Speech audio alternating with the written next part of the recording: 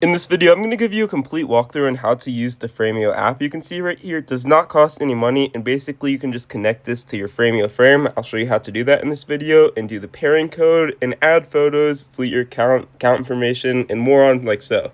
But if we actually just open up the Frameo app, you'll need to log in. You just need to log into your Frameo account. It doesn't have to be associated with your frames login. It can be any account and you can still add photos to frames. But once you're logged in, you can actually see your name right here, as well as your profile icon, account settings, and connected frames right here. And if you just click on this connected frames in the middle of the screen, basically, you can see all of the frames that you're actually connected to on this app. And if you do not see any frames and you want to add a frame to it, you can see in the very top right hand corner, there's a little guy icon with a plus next to it, and you can basically get your frame code from the settings on your frame, type it in, and then click on OK to connect it from there, or you can use the QR code.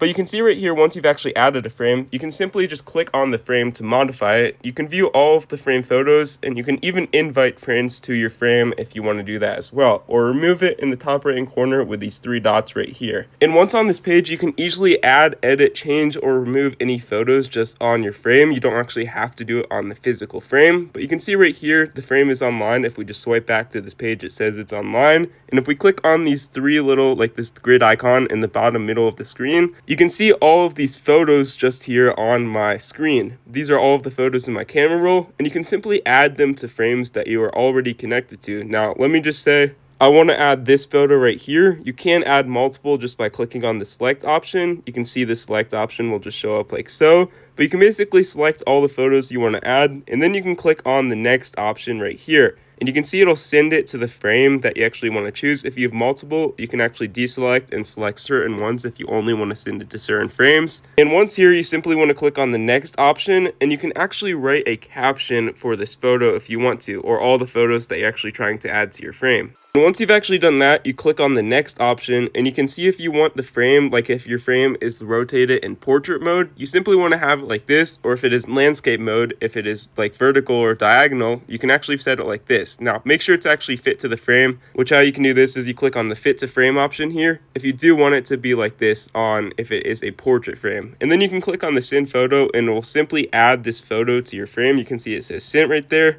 And you can easily view the past history just by clicking on this like icon in the bottom right hand corner of the screen of all the photos that you've actually delivered to the frames that you have connected. And you can always X out any of these or clear any of this history or just remove them from the frame just on this page like so. That's all you need to do to basically use this app. Again, it's basically really easy just because it allows you to connect your frame, modify, change any photos, or add photos to it. You don't even have to be associated or nearby the frame. I'm basically like hundreds of miles away from the frame right now, and you can still do this as long as you're connected to the internet. But that's all you need to do to use the Frameo app. If you found this helpful, consider liking the video down below, and have a great